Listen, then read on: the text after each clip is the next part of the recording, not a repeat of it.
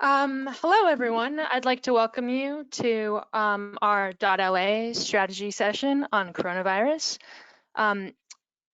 We're gathered here today to talk about this fast-moving virus that is spreading now through dozens of countries around the world, changing the face of business for many. And so, we really appreciate you joining us. A few ground rules to start. Please keep your phones on mute. They're automatically muted right now. We're going to be able to have you ask questions via you can type those into us, and then we will be able to I'll be able to see those questions that you are asking, and then I'll select some toward the end. We'll set aside about 20 minutes for everyone to get their questions answered by these folks who have joined us. And so without further ado, I'd like to introduce the speakers who have graciously agreed to join us today. Nick Vyas is Executive Director of the Center for Global Supply Chain Management at the Marshall School of Business at USC. He's a subject matter expert on end-to-end global supply chain management, and he's led cultural and business transformations for Fortune 100 companies globally. He implemented breakthrough process improvements over 500 projects that have transformed businesses for clients in the field of healthcare, service, government, retail, and end-to-end supply chain, focusing on procurement, sourcing, IT, distribution, logistics, and transportation. Dr. Vyas created and co-founded the initiative for USC's Global Supply Chain Management Program. He's an assistant professor educating the next generation of business leaders, and he's been recognized as a supply chain leader and awarded by USC Marshall with the Golden Apple Award for Teaching Excellence. Jessie Draper is the founding partner at Halogen Ventures. She's a fourth generation venture capitalist focused on early stage investing in female-founded consumer technology.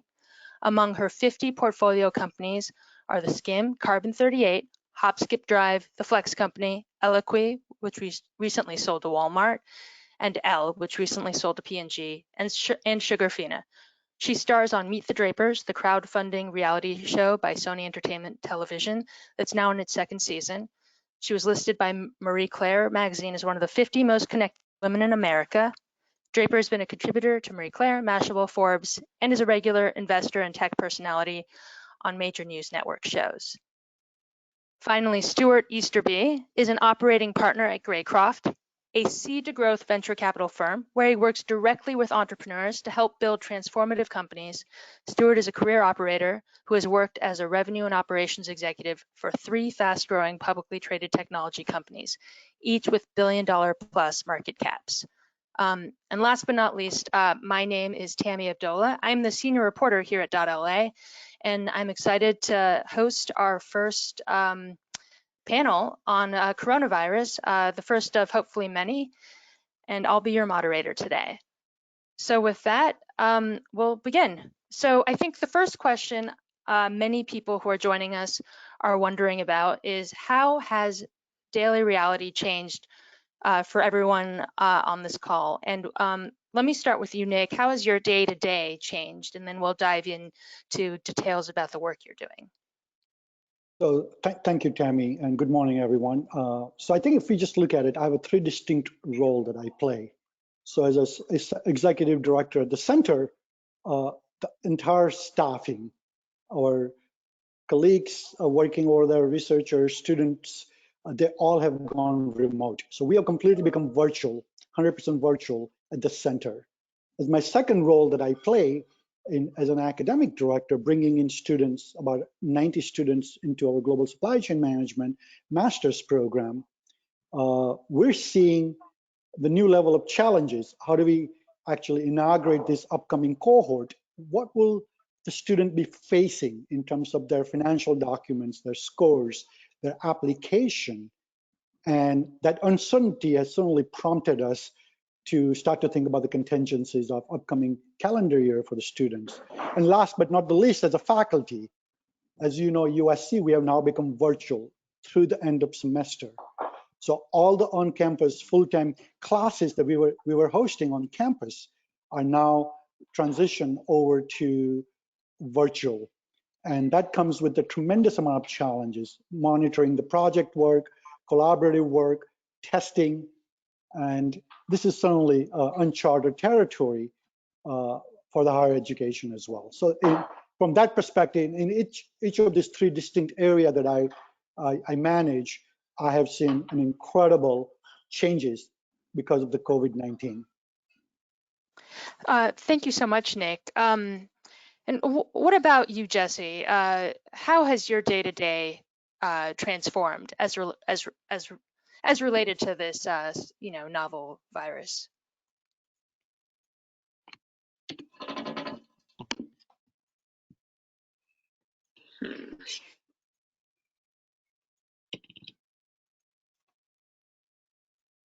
Looks like we might be having a bit of technical difficulties. So while we wait to see if Jesse is able to be heard, we're going to switch over to Stewart. Stewart, how are things at Greycroft? How are they being impacted? What are you seeing on your day-to-day? Yeah, thanks, and good morning, everyone. And I hope everyone's wearing green today because it is St. Patrick's Day. So what we're seeing is that we're active investors throughout the nation. We have a lot of portfolio companies within Los Angeles. So I, on a day-to-day basis, work with entrepreneurs. And what we're seeing is, companies are clearly focusing on the safety of their employees. And we're also seeing companies that are implementing various policies around COVID-19. What we saw a few weeks ago, companies had implemented the no business travel, and then really starting as soon as the late last week, it seemed like there's a tipping point where most companies did move to a work from home policy. So we're actively seeing that. And then what we're also seeing companies, they are now actively engaging in contingency planning as the reality is set in that we might be facing a significant downturn. Companies are really looking what belt tightening measures they can take. And I call it both the plan B and the plan C. So we're seeing companies embracing both. And finally, the last thing we're seeing is companies, now that they are doing work from home, they're figuring out how they actually do work from home. How do you make all the video conferencing work and the teleconferencing and whatnot? So I'm actively engaging with companies on particularly on contingency planning and how to actually do work from home. But that's what we're seeing right now.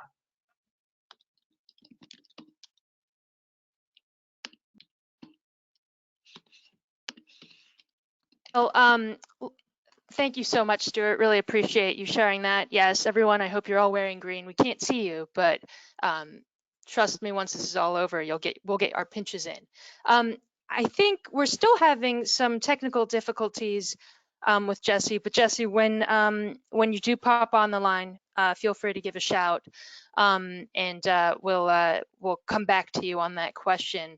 Apologies to everyone. She has certainly a lot of contributions to give to this conversation, and I know that as soon as she's able to be heard, we will come back to her on this question. So let me go back. Let me drill down a bit on some of the things that you brought up, Stewart. You're talking about companies looking at their contingency planning and Plan B here, or Plan C at this point. What are those looking like? When you talk about contingency planning, like how are you helping them with this? What would you tell someone with a company to look at right now?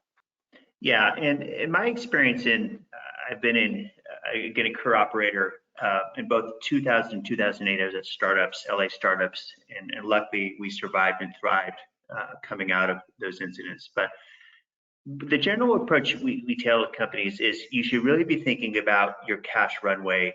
Can your business withstand a significant down for an extended period?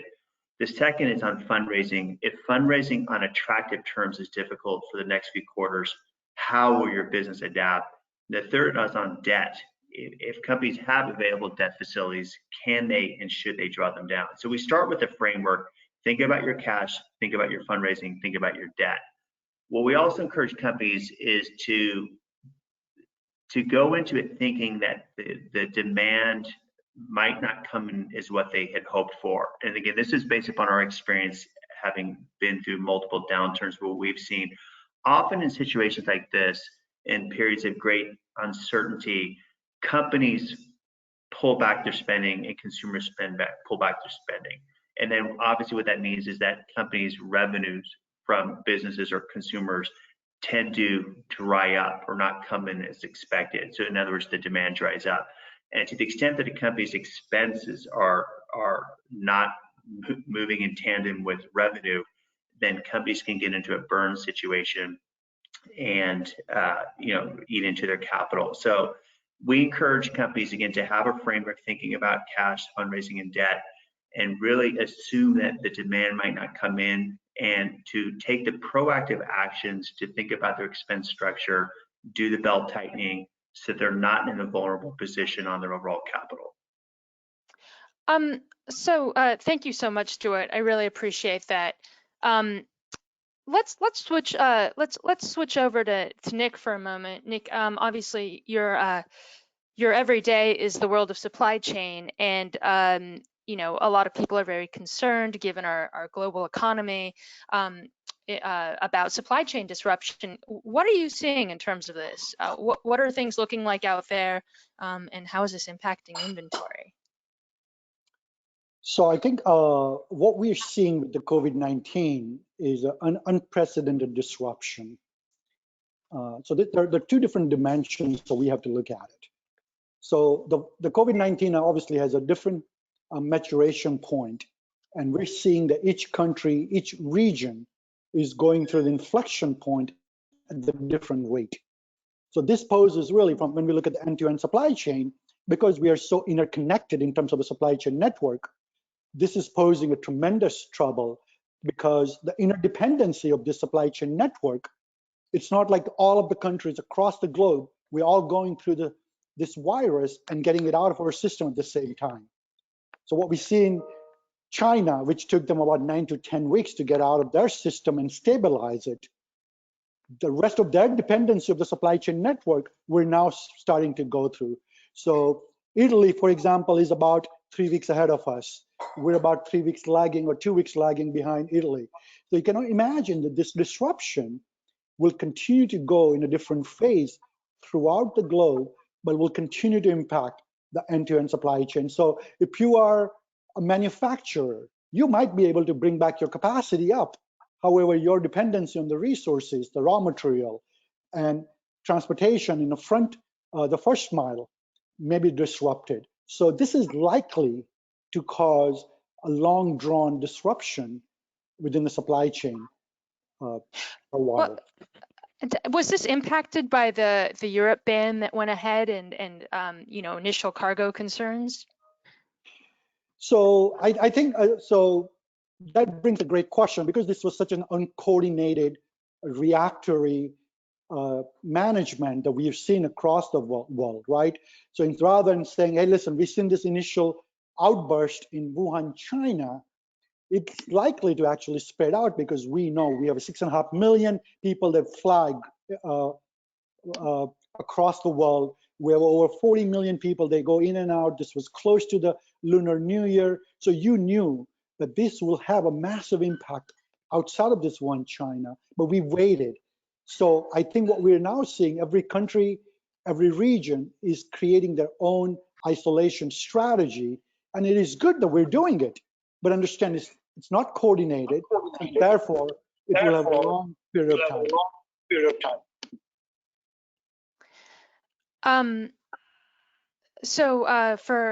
Sorry, there was a quick echo. There was a little bit of an echo there. If anyone's using a computer, please use your headphones. All right. So Nick, just one more question on that point. To what degree are those Chinese factories online and coming online, and what's the timeline for that? So there is a different data point suggests, some data point says that about 40 to 60% range that the factories are coming back online. And in my estimates of various data points, and I'm taking it sort of an average pulse check, I would say it's about 50% of the factories in China is really coming back online. But again, they may have inventory on hand for initial raw material for them to restart, but to continue the production and depending on additional raw materials and the parts and inventory for them to sustain that, it is still not in place, and it's yet to be seen what impact that will cause in terms of a short-term disruption. So I want to open up this question to everyone, and Nick, we can start with you. But what is the impact of this supply chain disruption on small to mid-sized companies? And then also, by the same degree, what is it on the consumer side of this? So what I believe, I think this is a once in a century sort of a phenomena that we will deal with, where the disruptions we're seeing is end-to-end and it's global. So that being said, let's talk about consumer side, right? And then I'll touch the small to mid-sized company. On the consumer side, what has happened that we have artificially, a fear-based demand has kicked in. So all your key SKUs and product categories, the essentials that we need, everyone has actually stocked up. So what it did, it actually created a run on a supply that we had as a safety stock. So for many product lines, tissue paper being an example, or some key commodities that we all depend on a day-to-day basis, have been drawn more than what we really needed, right? So we have exhausted the safety stock. We don't have work in process, the WIP inventory in the pipeline, and the manufacturing capacity is not yet.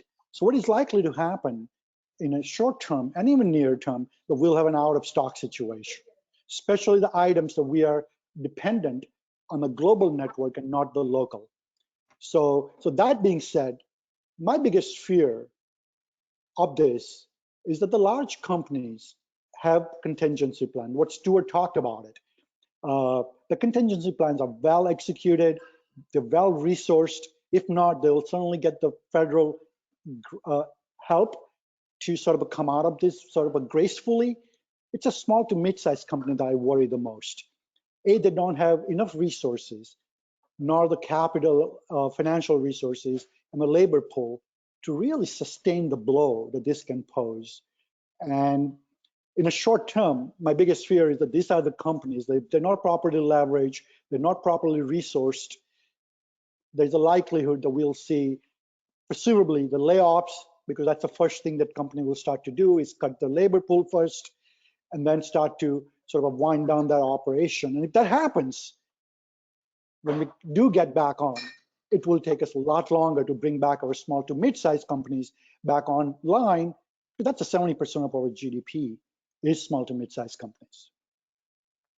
What about you, Stewart? What are your thoughts on this? You know, what's the impact here to small and mid-sized companies versus large-sized companies, and what about on the consumer side of things? What are you sort of seeing from your perch?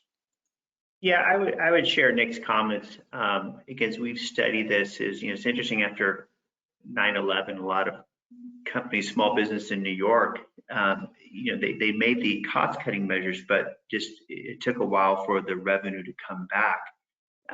But in between that period, they could not stay capitalized.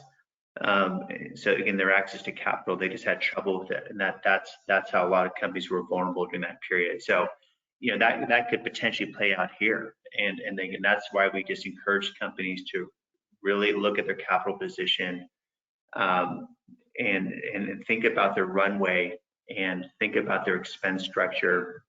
In an environment like this, it pays to be proactive, and again, to think about the plan B and the plan C. And we don't say this with any fear. I mean, some companies have different capital levels and different access to capital and different expense structures. This is just a generic statement, but we do encourage companies to really think through this, because we don't know how long this will last, and just be really prudent. And again, we tell companies is identify the various signals or triggers that if those events happen, then that is when you actually implement your contingency plan. We're not saying necessarily go make the cuts now, but if you're already seeing a degradation in your business, and just agree among yourselves, among the management team, like if these signals happen, if revenue dries up to this level, then we will make the cuts.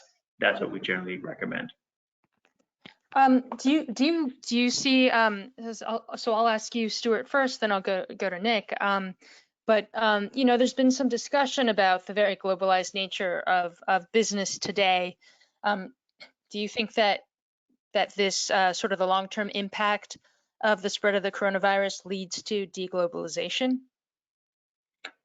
Yeah, that might be a little bit above my pay grade, but you know, we certainly echo Nick's comments. We are seeing companies that have supply chains in China that, yeah, they've had difficulty getting supply. A lot of that started just they were ready for the Lunar New Year, like all companies are, but then a lot of workers in China still stayed home even after that. And then a lot of companies weren't able to get their replenishment supply. So companies that have supply chains in China are still working through those issues. I don't know how demand will play out. I just tend to think that households and businesses in periods of great uncertainty tend to get skittish, and everyone pinches their pennies. And I think that's what drives up demand until it feels safe again, and then people come out. But there also is a lot of opportunity here. What we also advise companies is, look, the rebound could happen, and it could happen very, very quickly. So you want to be thoughtful about your ability to take advantage of the rebound. In many companies in situations like this is where they actually clean up, particularly if they have a superior offering, because when the rebound comes back, they can go in there and gain market share. So this gets into, again, the contingency planning about, you know, you still want to be prepared. You know, don't cut too close to the bone, so to speak. So when the rebound happens, that you are ready. Again, obviously, no one knows when the rebound will happen, of course. Well, and I want to come back to that question about the rebound, but I want to open that question as well to Nick on deglobalization. Do you have any thoughts on that? Do you think people turn away from sort of a global supply chain and try and do things more at home? So I think my perspective on this, that about 3 years ago, we started this trade war, sort of a trade dispute and negotiations to really sort of decouple the supply chain from a China-centric to sort of either Indo-Pacific or outside of China. So we sort of played that through the policy of trade negotiation. I believe that this COVID-19 may be the last straw that broke the camel's back in terms of companies now thinking and realizing that there is certainly a governance and policy pressure that we felt for the last 3 years, which will even likely to carry on post our elections. And then now the question will be asked to the C-suites of the small to mid-sized to the large company is, can you always put all your eggs in one basket? And how do you really then optimize your network? Simply outside just the cost optimization to service and resiliency. And if you take those factors into consideration, I do feel the decoupling of the supply chain is likely to happen over the next 5 years now than it did before the COVID-19. That being said, I want to be very careful. When you say decoupling of supply chain is different than deglobalization. I'm of the firm believer that the globalization is here to stay. We, especially in the US, cannot be isolated in our world without tapping into the emerging markets that of India, China, and rest of the world. We need that as an export. We need access to that market for our product and goods. And it is equally lucrative for our businesses to be able to tap into that market as their businesses to tap into our market. So the globalization is here to stay. I think decoupling of supply chains, regionalizing the supply chain, onshoring or nearshoring of supply chain is the future strategy that I would venture to say that if I were to bet my dollar on it, that we will see the smarter companies will try to bring their network nodes close to the home for things that they have local demand for, that close to the consumer, their customers, and likewise build out the infrastructure close to their customers in a growth market that they want to participate. So when do you think, and Stewart alluded to this, when do you think this rebound or recovery might begin, and how long do you think it'll take? I'll ask you, Nick, that question first, and then we'll go to Stewart. And listen, I don't want to sound pessimistic on these things, but I'm all about the data. So if you look at the inflection point in China, then look at South Korea, Italy. If you look at those inflection points, if you just overlay those curves, the distribution curves over to US and rest of the world, right? I think we're about 2 to 3 weeks out. And let's suppose that we get this virus in 3 weeks out of our system and you stabilize, right? And that it puts you about 4 weeks out to restart the network of a supply chain with this level of disruption, where you're talking about a shutdown of this magnitude across the country and then restarting the supply chain. I think that's a 6-week cycle at minimum.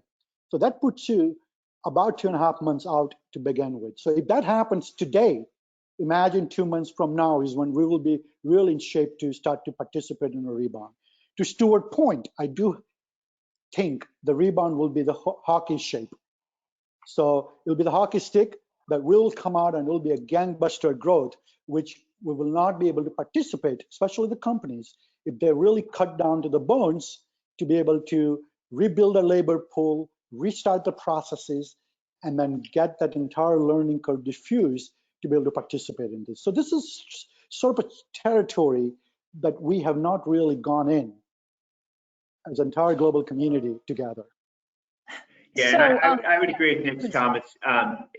Again, what we hear from companies, I think the general sentiment is, we're all guessing here obviously, is that the next 4 to 6 weeks, at least through April, I think we're all going to be hunkering down, and we will see where we are at that. And then hopefully things recover. And I think the recovery is just going to vary completely by sector. Maybe the airlines and hotels come back if people feel it's safe to travel again.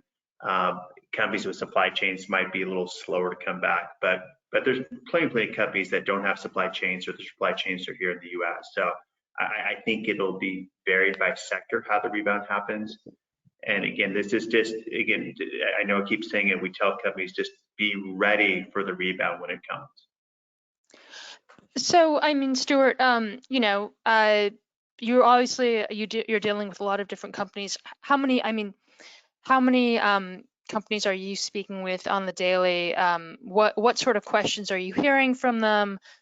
What are they worried about? And how are you hearing them? And I know there's a few questions in one, but how are you hearing them try and tackle this in terms of their teams and in terms of morale?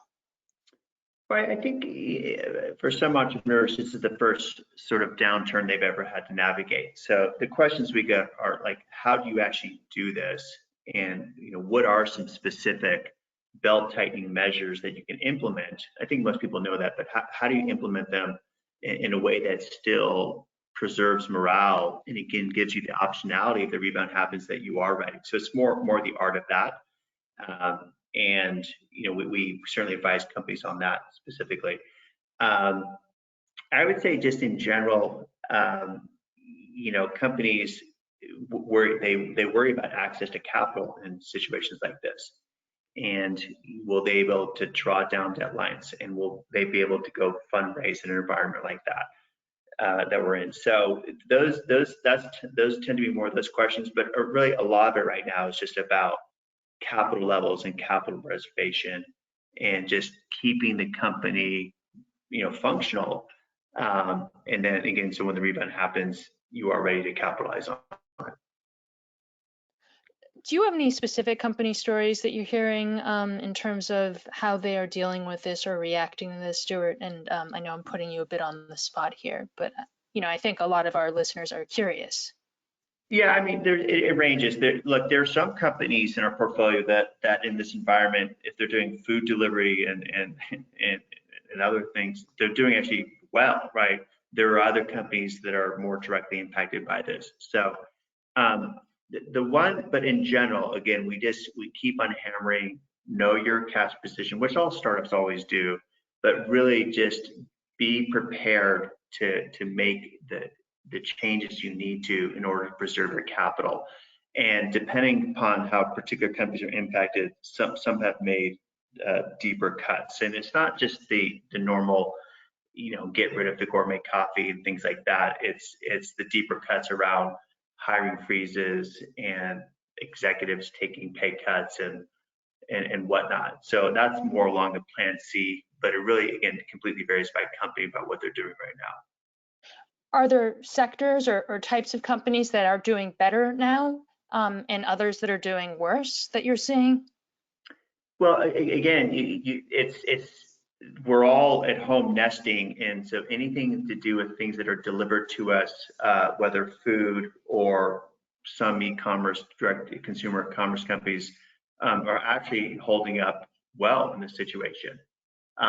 We generally see that companies that are enterprise focused, business to business, those tend to be often more just long-standing established contracts, often on a subscription or SaaS basis.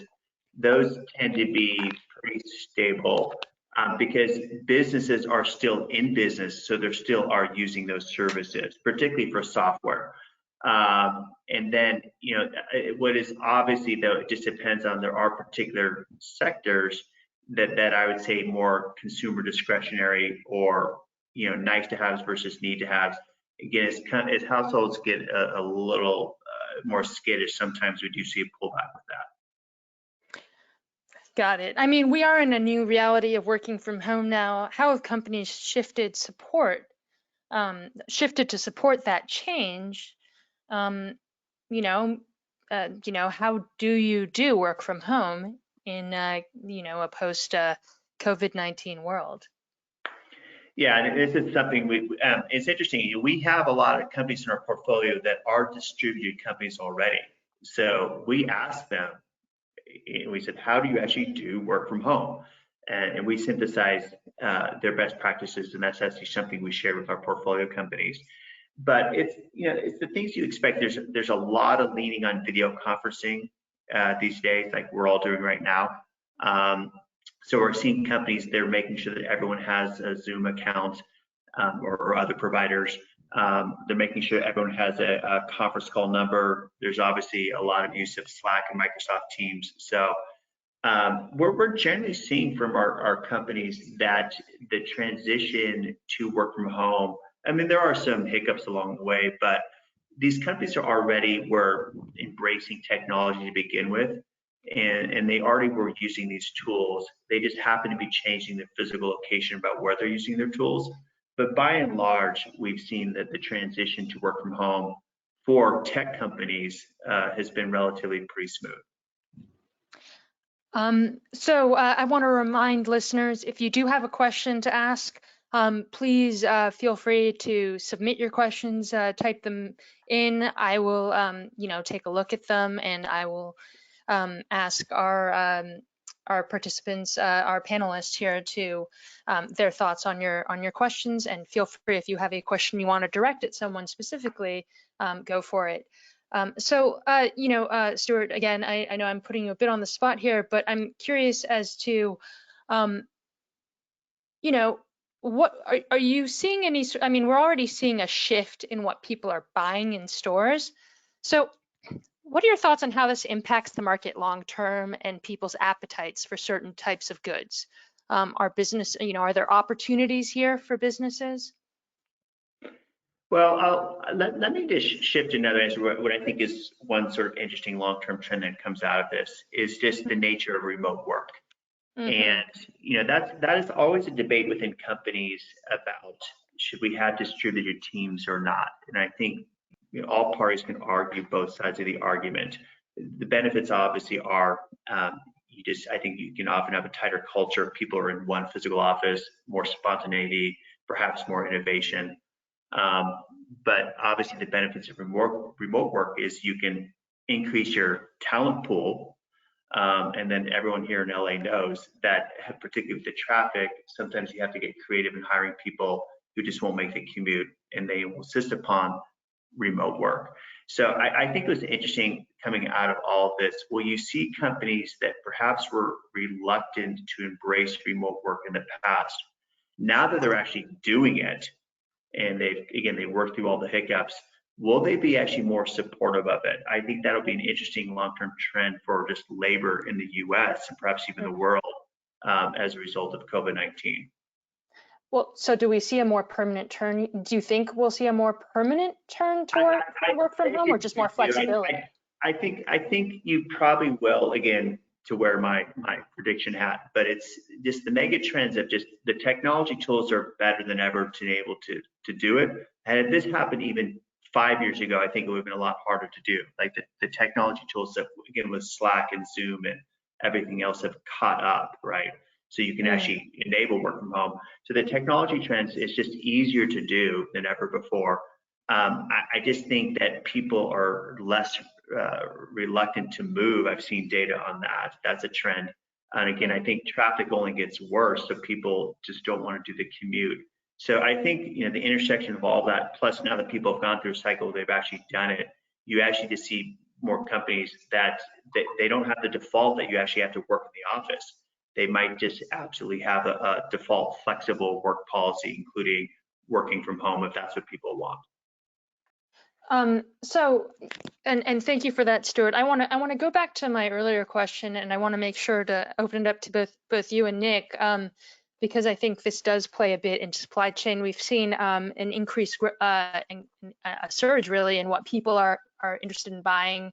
A shift toward hand sanitizer, toilet paper, household goods, hygiene materials, and a bunch of other things like this. How does that demand? I mean, first of all, do you think that demand goes away? And what's the impact on the market long term? Are there opportunities here for businesses? And why don't we go to Nick on this first, and then we'll come back to you, Stewart. Yeah, so that's an interesting question, right? So what we have is that we have moved the safety stock, the inventory that I think, what I would call safety stock as inventory that used to sit in somebody else's warehouse, right? We have now pulled that to the store, and now from store to your garage or your pantry. So we have moved the inventory, the safety stock, from somebody's warehouse or somebody's store now to your pantry. Now we have abundance of supply. In many cases, it's believed that people have stocked up for about 2.5, 3 weeks worth of supply. So what this will do, if and when we settle, right, that will replenish the immediate need. And within a week after they start to run out is when they will go back to the stores. And what we're seeing now, and we'll continue to see, that there'll be an out of stock situation in some of those critical items. Or for those people, especially the elderly group within our society, they're not capable of actually standing in line, and in the last couple of days or the week, they don't have enough in stock in their pantries, that those are the people that their truly needs items will not have access to those items. So I think this really, the artificial shortages and the demand spikes disrupts the supply chain on top of everything else is already disrupting the supply chain.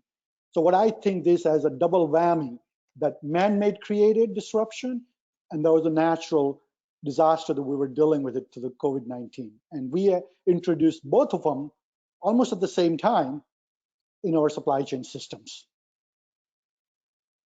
So what about your thoughts, Stewart? I mean, just in terms of long-term shifts in the market, and also whether there are any opportunities here for companies looking to address some of this demand. Yeah, I think it's, there's definitely a lot of panic-driven buying going on right now, but I don't know if you can extrapolate that into long-term shifts. I simply don't know. I remember Y2K. There's a lot of crazy buying going on then too, if those of us who are old enough to remember that. There's a lot of sales for bunkers at the time, but that didn't morph into anything long-term. So, I don't know. I tend to think that there's just a lot of panic-driven buying, and then it'll normalize over time, and whatever shifts in consumer preferences will play out the way that they always play out. But I don't know specifically if COVID-19 just changes behavior any more than here in LA. In theory, we should have everything for earthquake preparedness, but how many people actually do it? I think it's just people's behaviors revert to what they're normally used to buying. So. I mean, and I think a lot of people have wondered, everyone going out and buying bottled water and toilet paper. I mean, what did they have in stock for earthquake season? So that's a good point. Yeah, but I think Nick is spot on, though. I mean, we'd already seen this before, to his earlier comments about companies that were diversifying away from the supply chain solely in China to Vietnam and whatnot. It's just prudent to do that. And again, whether that changes to people doing insourcing the U.S. and there's obviously some policy proposals about do we make it attractive for companies to do that? Perhaps that happens. Again, this is Nick's obviously his specialty, but I definitely from what we hear from our companies, having gone through something like that, it just makes sense to be able to diversify your supply chains. So, Nick, can you talk a little bit about on that point, about the supply chain impact on some of the goods that are now famously out of stock, hand sanitizer, bread, toilet paper, potatoes. How long will stores in major cities be out of these types of things? What can we expect? Well, again, I think to go back to Stewart, it is going to be commodity by commodity. Depends on your product life cycle, where the raw material comes from, where the raw resources and labor pool comes from, and then how is your first mile, middle mile, and the last mile transportation network looks like. So this is going to be sort of a very special way. So you look at the tissue paper is a very classic example, right? Think about, it's not like I can open up a factory in Kansas and say, I'll start to make tissue paper and I can start to supply right away to the local demand. Hand sanitizer, on the other hand, I can do that, right? We can deregulate and say, hey, if you can make sure that the protocol for making hand sanitizer for commercial use meets A, B, and C, you're good to go and start to sell that. And so there's two different commodities can be approached in two different ways. So that reintroduction into the marketplace for the consumer demand may work a lot differently than one versus the other. So I think we're gonna have to look at these things on a case by case, a commodity by commodity basis. But if you look at it, if we're saying 14 days, right? A lot of companies have already said end of March. Many of the companies are saying end of April. That puts us at about 6 weeks out, working remotely or in isolation. So what I wanted to contextualize this isolation period is that you think about the bars and restaurants and servers and chefs and the cooks. If you start to add up all of these different variables, remember 9/11 when we had that, 1 week we shut down the commercial traffic. Airplanes were down, markets were down, and we felt the impact, but it was still very localized to US, it was very localized to the New York State, to the Manhattan. Now you imagine this spreading out to European Union, North America, right? Canada just shut their borders. India hasn't even seen the spikes yet. That's 1.3 billion people. And there's a prediction already coming out that that's the next China. So you start to aggregate this data point, and that's what I look at it, is that we have to be realistic, not pessimistic, but somewhat realistic, with the hope of being wrong with that realistic model and see if we come out the other way being very positive. But what it looks like, the 6 weeks to 8 weeks, we're gonna have to deal with this uncertainty and understand product by product how this is going to play out. Thank you so much, Nick. I really appreciate that. And I mean, for listeners, I mean, we've seen reports right on these points about companies pivoting to hand sanitizer in France. The luxury perfume makers Dior and Givenchy, they recently announced they produce free hand sanitizer for French health authorities. So I think that that point illustrates what you're talking about there, Nick. Now we have a question here for Stewart. Can you give some advice to companies about how much to cut, how quickly? So for a medium-sized company of, let's say, 300 employees that's venture-backed, how deep would you cut costs? In what areas? and how quickly? Yeah, so it's again, it starts with, again, what is your capital position, what is your runway, and setting up the signals or triggers that if you see demand starting to soften, that you actually will implement those cost-cutting measures. But generally, I like a tiered approach where you start with, remember, like DEFCON 5 all the way down to DEFCON 1. So you start with the things like managing your accounts payable, bills you can pay now, but bills you can pay later. We really recommend looking hard at your vendor relationships. Squeeze or eliminate vendors, to be honest. And vendors, if they want the continued use of your services, that they need to step up and reduce fees or extend payment terms. Obviously, that creates spillover effects to those vendors, but I'm just wearing the hat of the actual company itself to preserve its capital. We encourage companies to renegotiate their debt facilities, obviously. So that's kind of the first level. The second are the various across the board tactics, such as tightening travel. We see that all the time, coach travel only, minimize overnight stays, use public transportation instead of Uber and taxis. We certainly see companies pulling back on office expenses, getting rid of what I call extravagant or excessive gourmet perks, employee perks like gourmet coffee, fancy office snacks, and whatnot. We see companies cutting their third-party training costs a lot during situations like this. And we'll see companies suspending 401k benefits and other paid benefits. We also see companies really pulling back on sales and marketing. And particular conferences and events, they'll often look if they can outsource the customer support. And really the marketing spend, we often see brand marketing and PR tend to get pulled back in periods like this. And also just a lot of discipline around customer acquisition, only use those channels that drive higher ROI.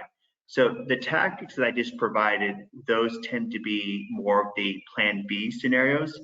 And then the plan C is really around headcount and compensation.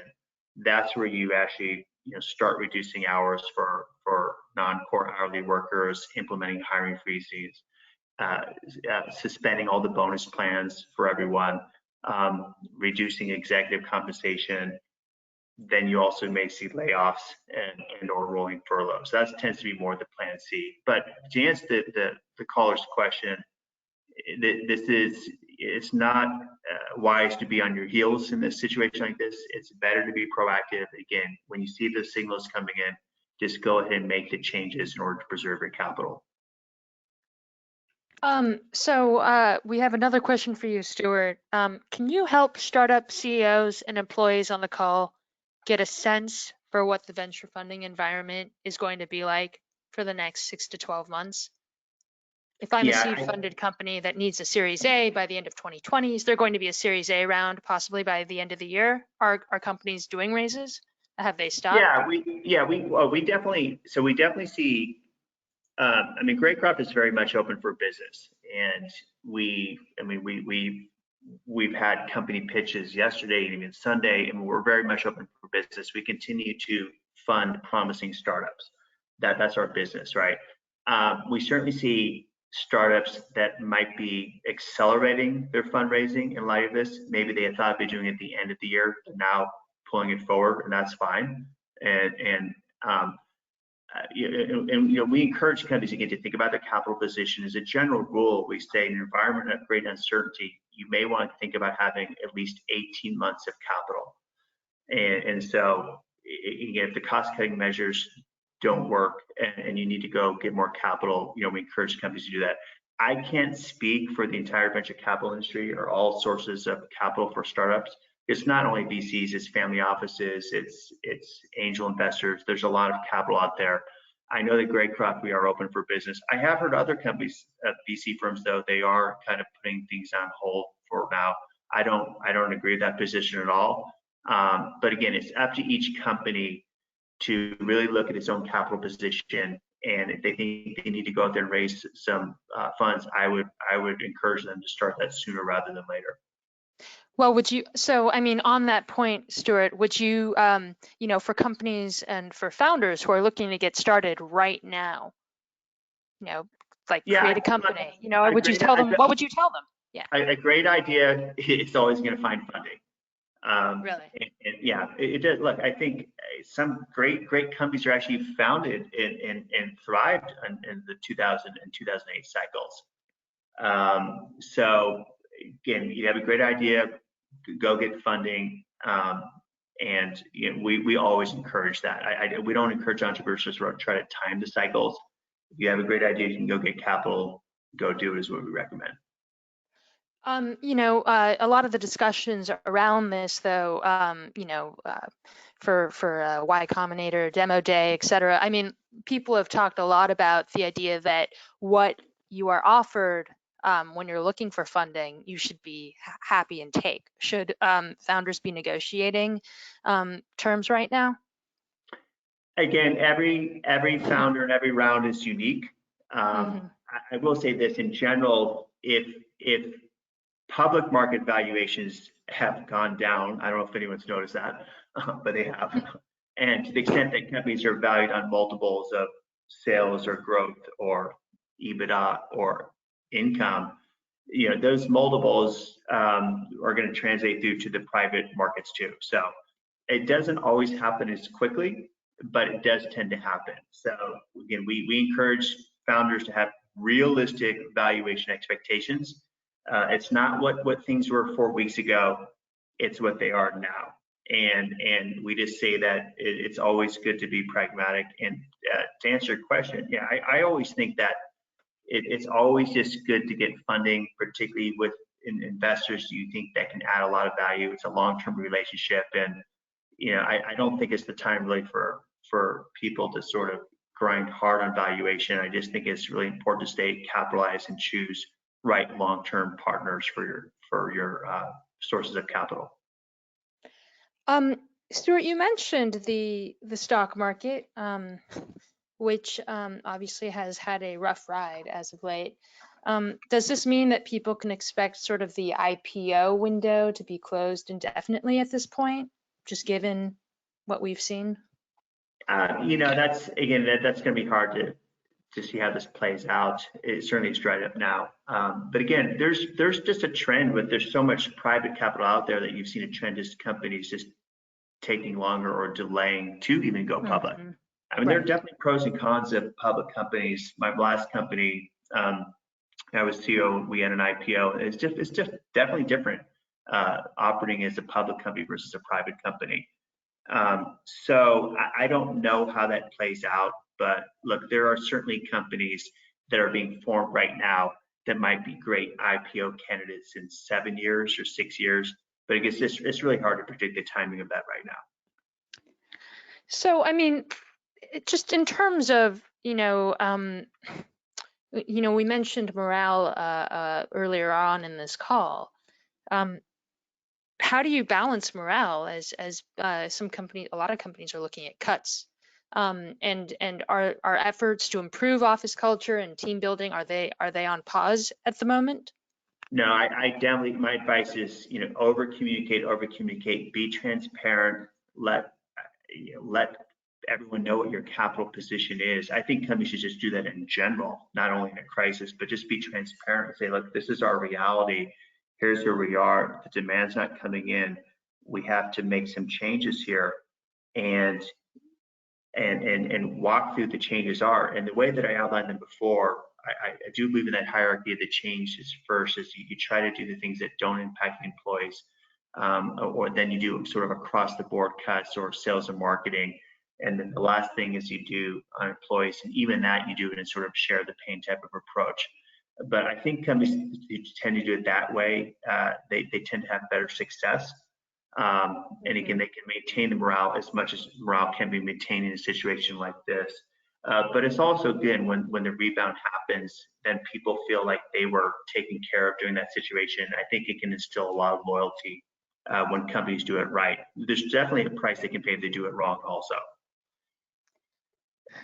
So thank you so much for that, Stewart. I have a question for everyone. To what degree has local, state, and federal efforts to stem the tide of the virus, of this novel virus, impacted things for you?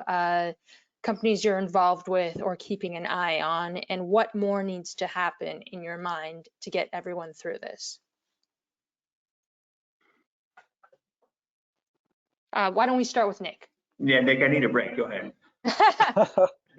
So I think again, I'm going to focus on small to mid-sized company.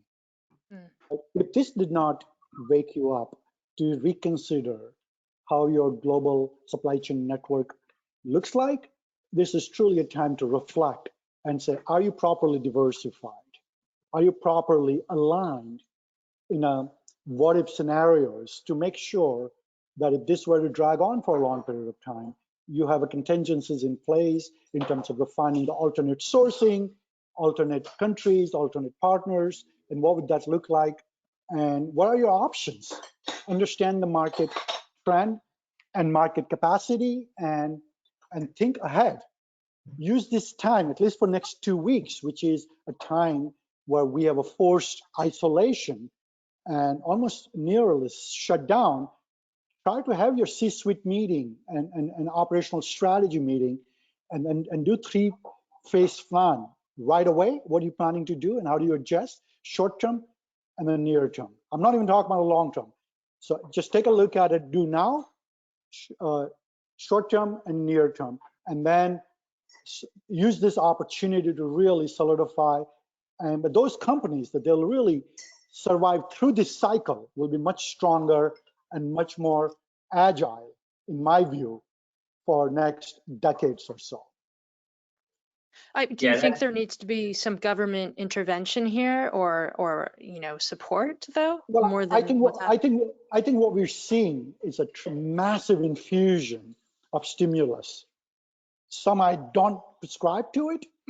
I think what we really need right now is an infusion of resources in the public health, right? I'm working with very large healthcare partner, for example, as to what the future demand of need for patients coming into their resource requirement and how they can get ready. So I think there is a balance in terms of the government looking into the public health and making sure that those infrastructures are capable of handling the future demand in the short term. I do agree that government has a huge role to play. I just hope that the role is a balanced role to help not only the big companies and bailing out the big guys, but also looking at the small to mid-sized company and entrepreneurs to make sure that they are capable of surviving, to Stewart words, that they're capital infused to at least make it to the initial shock. Yeah, I agree with that. If I were to wear my government policy hat, I would just say, yeah, focus resources on solving the crisis, obviously, and then particularly for small and medium businesses, just access to capital, and not that it'll take 5 months to get it. They need it now. Those would be my 2 policy recommendations. All right, I think we're just about at time now. So Nick, I don't know if you have any final thoughts, and Stewart as well, but if you guys do, feel free to share them. We really appreciate you taking the time to participate in this call for all our listeners. Yeah, go ahead, Nick. No, I was just going to wrap up quickly. Listen, if you're struggling as a small to mid-sized company about your supply chain decisions and inventory management or any of those issues, please reach out. I have created sort of a helpline with a lot of resources in this field, and I will try to link up the experts in this area to help you out, because I think at the end of the day, we will get through this. We'll get through this as a community, as a society, and we'll, on the other side, when we come out, we'll be a lot stronger and smarter. So good luck, everybody, and thank you for this opportunity. Mm-hmm. Yeah, and I would just, and for the audience, I think we may have a fair amount of startups on the line. What I'm saying is that great companies are often created in challenging times. The reality is it just helps create more focus and alignment and accountability and sense of urgency. I also think it often tends to help create even tighter cultures within companies. When people have been through choppy waters together and they come on the other side, they just tend to be, tight for life, right? So I've seen that before. As I've said before, when the rebound happens, if you're in good shape for that, you can go out there and clean up. So I think there are things here to be optimistic about. I also encourage companies to act opportunistically. Interest rates are incredibly low right now, maybe lock something in. And also you see a lot of M&A activity that happens during this period.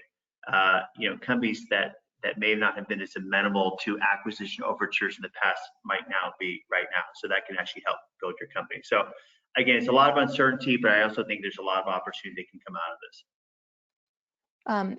Thank you so much. We all really appreciate you taking the time out of your day to get on this phone call and participate in our first of hopefully many such webinars. And with that, have a great day, stay safe, stay home. Thank you. Thank you. Bye-bye.